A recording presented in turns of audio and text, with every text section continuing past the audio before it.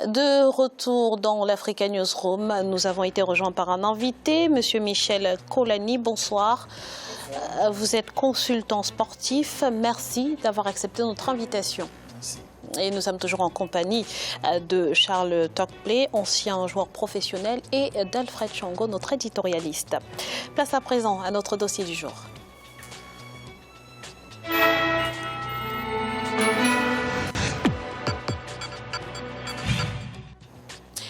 Depuis la qualification historique des éperviers à la phase finale de Coupe du Monde en Allemagne en 2006, le football togolais, miné par des crises à répétition, est à l'agonie. Pendant près de 2 ans, les compétitions étaient à l'arrêt et les joueurs au chômage technique. Aujourd'hui, l'heure est à la relance. C'est un reportage d'Aimé Fakofi, notre correspondante à Lomé. Depuis le 11 septembre 2016, les championnats nationaux de football ont repris au Togo. Résultat d'une volonté politique, mais aussi des acteurs du football togolais à sortir d'une longue période de crise. À l'origine de ces années de tourmente, d'incessantes querelles minées par une mauvaise gestion au sein de la Fédération togolaise de football, amenant ainsi la FIFA à prendre les choses en main. L'instance internationale a donc mis en place un comité de normalisation chargé de gérer les affaires courantes et d'organiser des élections. À l'issue du congrès électif de la Fédération togolaise de football, c'est le colonel Guy Kossi Akbouvi, gendarme de profession, qui est devenu le nouveau président de la Fédération togolaise de football. 9 mois après son élection, la fête du football a repris sur de nouvelles bases. L'annonce de la reprise des championnats de première et deuxième division a satisfait plus d'un et son démarrage donne un nouvel élan à la discipline. Quand le championnat ne se joue pas, les premiers à être pénalisés, ce sont les joueurs. C'est toute une génération qui a été sacrifiée comme cela.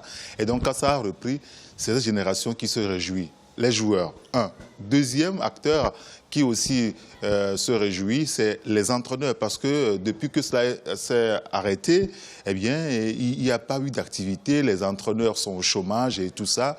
Il y a les arbitres également qui sont concernés par cette reprise des activités au niveau du football au Togo au plan national, c'est-à-dire les championnats.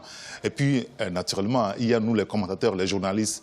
Aujourd'hui, tous ces acteurs, y compris la presse, on se réjouit de la reprise de la saison. 14 clubs prennent part au championnat de première division, parmi eux le Dynamique togolais. À l'issue de la 6e journée, ce club a occupé la 3e place derrière AS Togoport et Koroki de Tchamba. La Fédération togolaise de football, pour permettre à tous les joueurs de démarrer la compétition dans les délais fixés, a pris certaines mesures liées à l'obtention des licences. Tous les joueurs qui disposaient des anciennes licences et qui sont toujours avec leur club peuvent jouer avec ces anciennes licences-là jusqu'à la fin de la première phase. Les nouveaux joueurs, ceux qui n'ont jamais eu à jouer sous la coupe d'un club de première ou de deuxième division et qui, du coup, n'ont jamais disposé de licence, il est également admis qu'on puisse leur établir une licence provisoire collective sur papier pour leur permettre de jouer jusqu'à la fin de la première phase. Les joueurs qui disposent des anciennes licences, mais qui cette fois-ci vont aller jouer pour un autre club, seront également autorisés à jouer à la condition qu'ils joignent à leur ancienne licence le contrat de mutation ou de prêt. La phase allée de la première division s'étend du 11 septembre 2016 au 21 décembre 2016 et la phase retour du 12 février 2017 au 14 mai 2017. La deuxième division, quant à elle, a démarré le 24 septembre 2016 et s'achève le 18 décembre 2016 pour le compte de la phase allée et du 11 février 2017 au 30 avril 2017 pour le compte de la phase retour qui sera jouée dans 2 zones. Avec la reprise des championnats, ce sont les jeux de quartier qui se développent de plus belle. On garde espoir d'être dénichés par les responsables des clubs professionnels, mieux par la Fédération togolaise de football. Je suis un attaquant, la vitesse, il y a tout. S'il y a des passes en profondeur, je suis prêt pour aller récupérer tout. Mon ambition, c'est que l'équipe nationale au moins j'irai un jour. Nos attentes, c'est que d'abord, nous sommes un club formateur. Notre objectif, c'est que dans l'avenir, nous puissions jouer peut-être la première division au Togo aussi. Je demande au FTF de jeter un coup d'œil dans les quartiers, sur le terrain.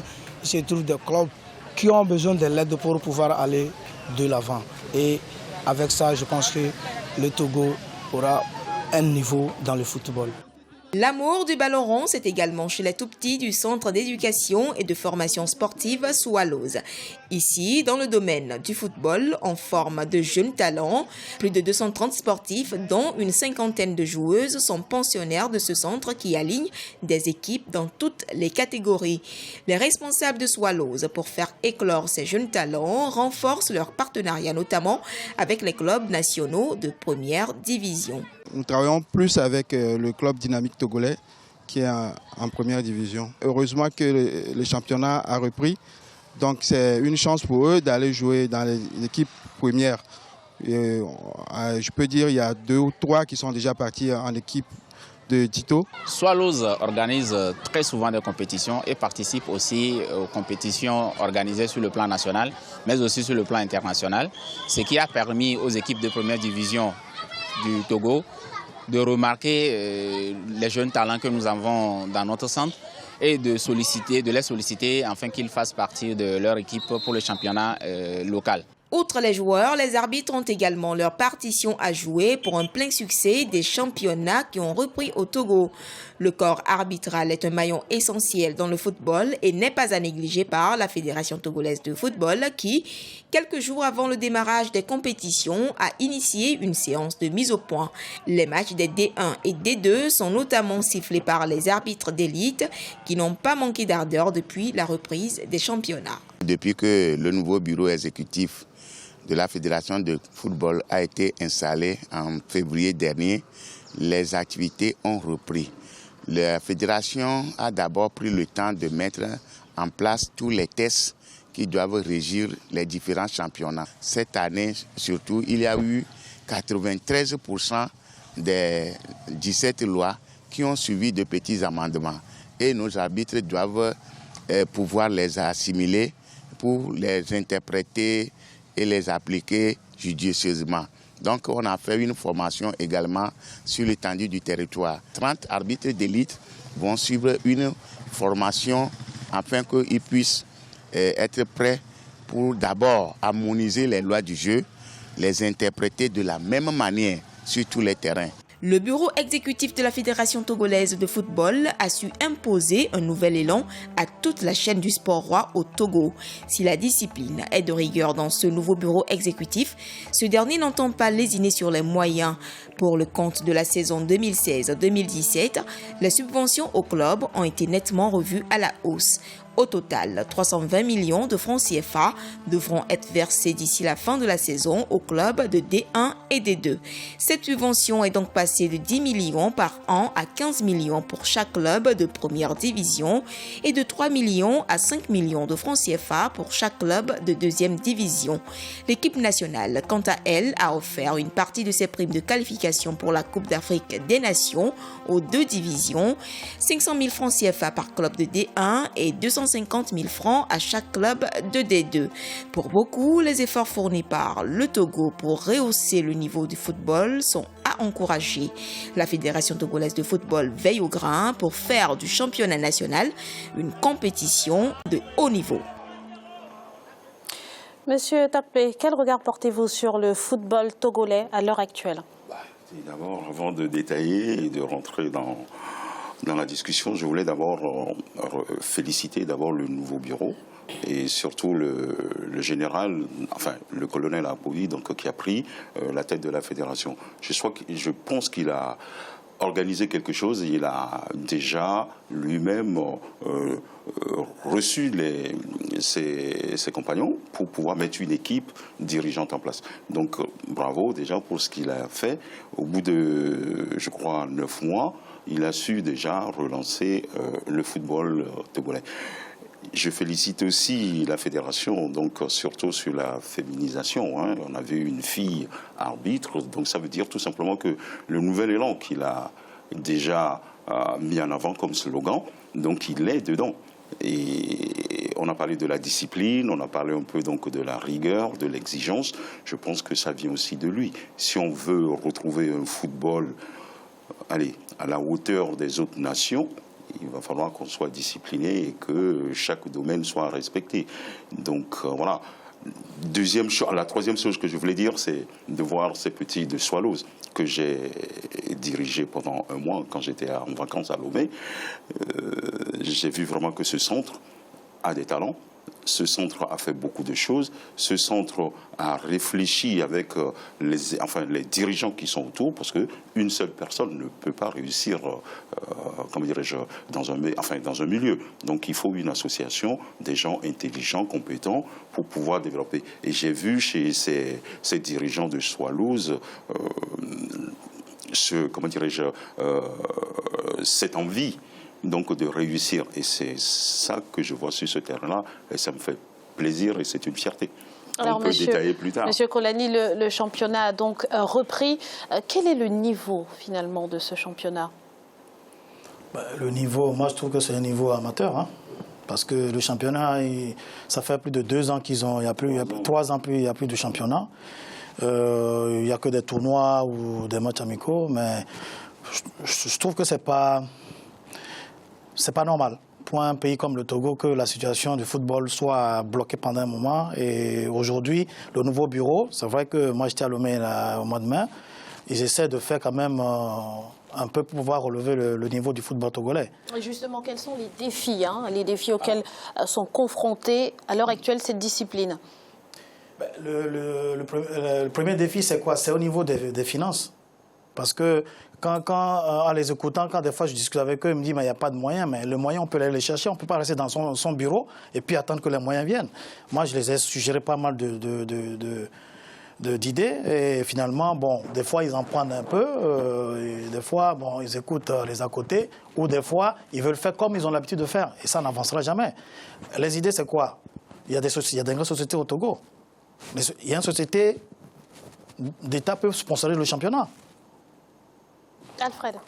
Non, mais je suis tout à fait d'accord avec ce que Kolani a dit au top play. C'est-à-dire que déjà, de mon point de vue, il faut saluer les efforts qui sont faits pour relancer le championnat togolais. C'était une anomalie, effectivement, que tout le temps il y ait de problèmes à la fédération qui ont même eu un impact sur l'équipe nationale. Mais maintenant, on est dans la phase d'apaisement et puis on va de l'avant. Donc, des efforts sont faits.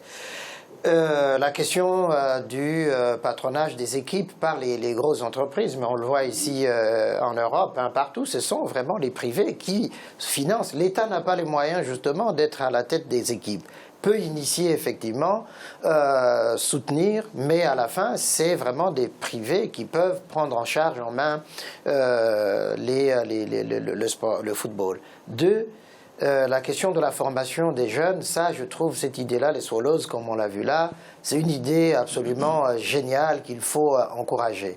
Je veux dire aussi que sur la question de la formation des encadreurs, des entraîneurs, ça c'est aussi quelque chose. Il faudra que tu rentres pour former les entraîneurs là-bas ou prendre l'équipe nationale. Hein. On va en parler. Bon, voilà. Et puis, la question de l'arbitrage. Là, on essaie d'harmoniser. Je pense effectivement qu'il faut des stages comme ça, réguliers, de remise à niveau des arbitres pour éviter justement toute une série de problèmes qui surviennent quand il y a des erreurs d'interprétation. Et puis, chapeau pour la féminisation, ça c'est une très bonne chose, de l'arbitrage. Je voulais revenir simplement sur le premier fait. Je pense que M. Apovi a su quand même s'entourer des gens compétents. Et il a plusieurs défis à relever. Et je pense qu'il a réussi quand même à faire face au moins à 5 défis. D'abord, le premier auquel il a fait face, c'est l'équipe nationale. D'abord, je pense quand même qu'il fallait dans un premier temps relancer l'équipe nationale, relancer le championnat. Deuxième défi. Troisième défi, assainir aussi les finances donc, de la fédération. Quatrième défi, je dirais 5e défi, assurer de bons rapports avec l'État. On sait très bien que la FIFA ne veut pas que les États s'ingèrent dans ces situations-là. Mais pour que le président Apovi puisse bénéficier de soutien donc, de l'État, je crois qu'ils ont peut-être travaillé sur une stratégie d'approche pour pouvoir bénéficier aussi le côté donc, du pouvoir public pour pouvoir se relancer.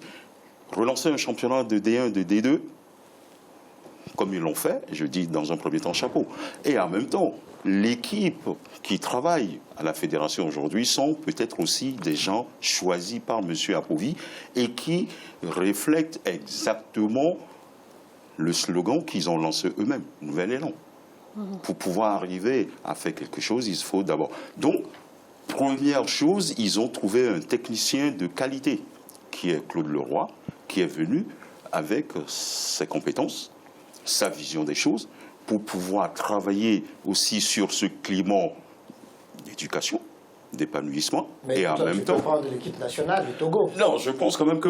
Non, c'est pas que je... non, je pose simplement mais à un moment donné, je pense que... Bon, Claude Leroy, c'est bien... Non, mais Claude, je pense que c'est le premier défi. Le premier défi, c'est d'amener quelqu'un qui connaît très bien. Donc, Apovi et ses dirigeants maîtrisent... Il n'y a pas de sélectionneur de qualité au Togo. Non, mais je finis.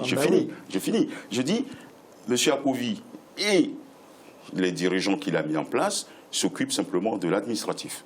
Et ils ont fait venir un technicien de qualité. Oui. Je peux le faire aussi, mais je préfère plutôt... Non, je ne dis pas que je ne peux pas le faire. Mais moi, j'ai d'autres cordes dans mon arc. Monsieur Claude Leroy, qui est venu, a su trouver, vraiment, a mis une stratégie d'approche des joueurs, de communication et à apaiser l'environnement donc de l'équipe dirigeante. Vous partagez ce point de vue, M. Kaloni? Non, Kolani, je ne pense pas. Hein. Non, au niveau il faut un sélectionneur quand même togolais, quand même, non? Non, mais le problème, c'est que s'il faut un sélectionneur togolais, c'est qu'il y a certains joueurs, ils sont influençables. On a vu le cas Keshi, hein, le problème qu'il y a eu en Égypte, où il est sélectionneur, mais il veut négocier pour Adebayor. C'est ça que ça fait un clash. Mais je pense que aujourd'hui, pour comment on appelle ça, pour que le championnat du togolais soit revenir comme il est, c'est-à-dire que évoluer, ils ont nommé Claude Leroy. Claude Leroy, c'est un technicien. C'est un voilà, qui maîtrise bien le terrain. Moi, je l'ai rencontré la dernière fois, on a discuté. Il sait son projet, il sait ce qu'il veut faire. Et puis, il est entouré aussi, ses adjoints, c'est des anciens joueurs, il est entouré aussi des gens.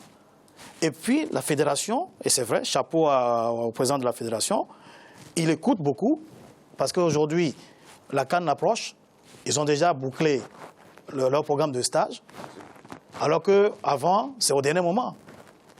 Et du coup, je pense qu'il y a une évolution. Alors, vous l'avez dit, hein, il y a eu de nombreuses dissensions. Est-ce que pour ramener la sérénité, justement, au sein de cette équipe nationale, il ne faudrait pas renouveler ces cadres? Oui, mais renouveler, mais ils sont où? Ils sont où? Non, ils sont où là? Oui, les joueurs, ils sont où? Aujourd'hui, moi, ce qui me désole, c'est que on est des anciens joueurs, on donne des conseils. Moi, je fais la tournée des centres de formation. Il y a des jeunes togolais, d'origine togolaise, qui sont dans les centres de formation. Mais les responsables du football togolais ne les approchent pas. Quand ils voient que le jeune arrive au niveau professionnel, on attend qu'il est d'origine togolaise, c'est là où on dit « Ah, on va le prendre pour jouer en équipe nationale ». Ça ne se fait pas comme ça. Merci Monsieur Kolani pour toutes ces précisions. Voici un rappel des titres qui ont été développés en début d'émission. Les chefs d'État de la région des Grands Lacs ont entériné ce mercredi l'accord politique signé entre le pouvoir congolais et une frange de l'opposition. Et puis le président angolais José Eduardo dos Santos dans le viseur de la justice. Il doit s'expliquer sur une de ses décisions devant la Cour suprême.